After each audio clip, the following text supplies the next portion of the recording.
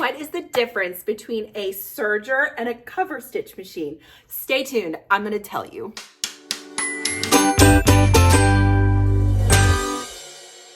The first machine that you will probably ever get is a sewing machine, and that makes perfect sense because it sews straight stitches. If you buy a domestic machine, it's probably going to also include zigzag stitches, a buttonhole feature, you can machine sew your buttons on, you can do a lot of things with a sewing machine. And there are a few functions that your sewing machine can do, but there are a few machines on the market that are built to do those things a little bit better and a little bit more efficiently. So that's what we're going to talk about today. I feel like the natural progression for sewists is they get a sewing machine. Then a few years later, when they're trying to finish their seams a little bit more, you get a little bit more comfortable with your craft, you may start looking at sergers. And then I feel like after that, you move to a cover stitch machine. So what are they? Let's talk about that first. Let's start with the serger. A serger can also be referred to as an overlocker or an overlock machine. It depends on where you live in the world. I get that question a lot. They're the same thing. A serger is going to trim and finish your fabric while you sew it. So it's not only sewing a straight stitch for you, but it's also essentially knitting itself around the edge of your fabric to keep it from fraying. Where does this come into play? Pretty much on any garment that you're wearing. Any professional garment that you buy is going to have a serged seam. The reason they do that is on woven fabrics, they want those seams to stay put. They don't want them to unravel. To leave a garment with an unfinished seam is not as professional as a garment that has a finished seam. Now, if you're just starting out sewing, finishing those seams can be done on your sewing machine by just sewing a zigzag stitch down the edge of that, or an overlock stitch, or an overcasting stitch. It just takes a little bit of extra time, and in my opinion, it's not quite as sturdy and sustaining as a serged seam. The other thing a serger is fantastic for is sewing knit fabrics. So when I say a knit fabric, I'm talking about a stretchy fabric, one that has give to it. See how this stretches? You do not want to sew knit fabrics using a straight stitch because the stitch has no give to it. So when you go to wear the garment, you will stretch those seams out and they will pop and you will be sad. Trust me on this because it happened to me when I was first learning to sew and I went to school and it was a whole thing, but that is a story for another day. A serger, I think, feels a little aggressive to new sewists. And so if you're not ready to get one, that's fine. The other thing I hear from y'all is, I got a serger and it's been sitting in the box for 4 years. That is such a sweet story. I'm gonna need you to get it out of the box. Be brave. There is nothing to be lost in getting that serger out of the box. In fact, you've already bought it, so the investment is done. You've spent the money. Now you're just wasting money by leaving it in the box. You have to get it out. It's not scary. It just takes practice. Once you start using your serger, and I hear this from literally everyone, once they sat down and messed with it for a while and just sewed like a seam on it and just got the feel of it, they never want to go back. So let me show you again this is my son's shirt. This is a serged seam. It has 4 threads that are going to, like I said, knit themselves essentially around your fabric while that one is going to be sewing a straight stitch for you. Here's another question I get a lot. Can I just serge my garments together without sewing a straight stitch first? There are a lot of schools of thought on this. And in fact, my brother who sews and I got in a fight about this one time because he doesn't use a sewing machine to set his seam first and then finish it with a serger. He just does the whole shebang with his serger. If you're sewing a garment that you're not going to be testing those seams on, let's say it's like a flowy skirt or like a cover up, a kimono type top. This may be an unpopular opinion, but I tend to just sew that, whether it's knit or woven, right on my serger. I'm not putting enough pressure on those seams that would cause them to pop.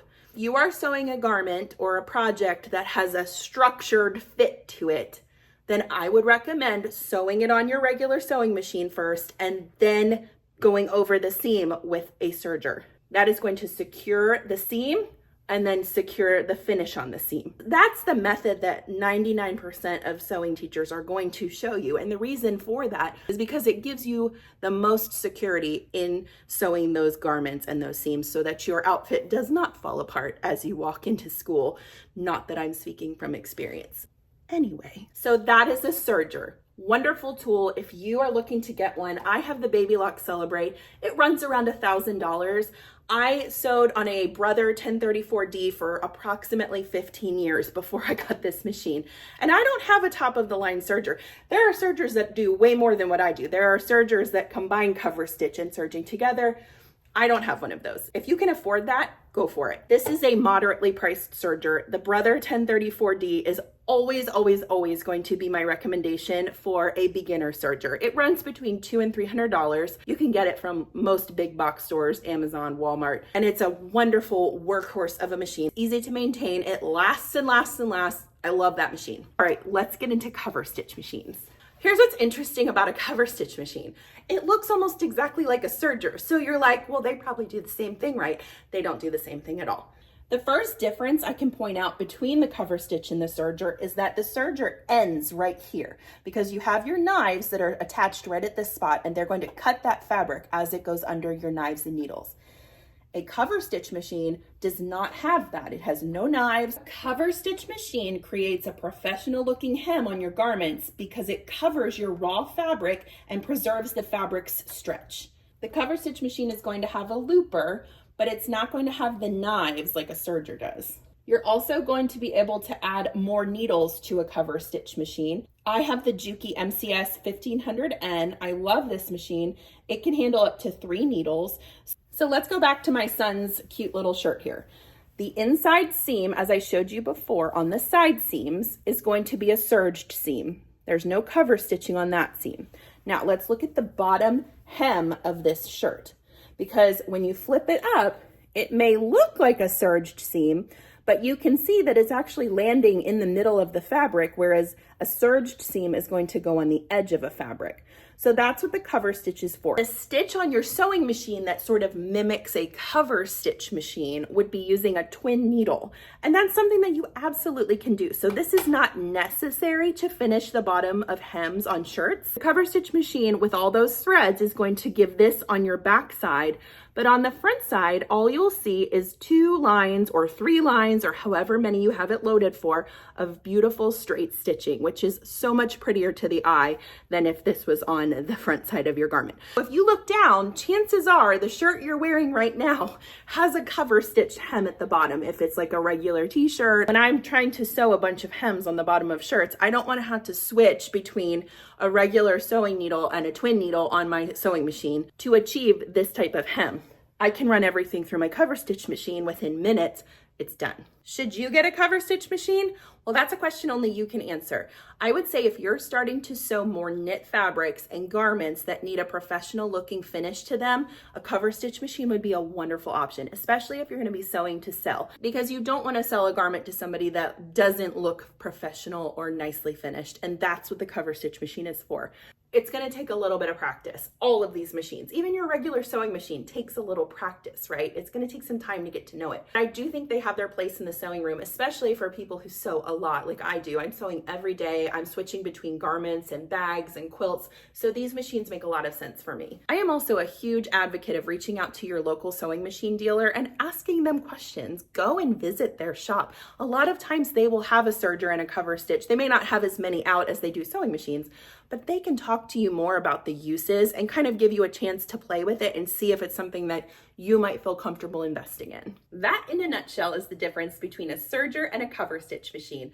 I hope this was helpful. Let me know if you have questions or if you need recommendations for machines if you're looking at certain brands. My machines both came from Sewing Parts Online, and if I can't answer any of your questions that you may have, I know that they can. They are the sewing machine experts. They know everything. This is not a paid promotion. I just love working with that company. They're so nice and they know their stuff. I'm Chelsea with She Sews Seams. Thanks so much for tuning in today. If you have more questions, just drop them in the comments, and don't forget to like and subscribe so you can stay on top of all of the new videos that I'm posting. I've got some really fun stuff coming down the pike. I'll see you next time.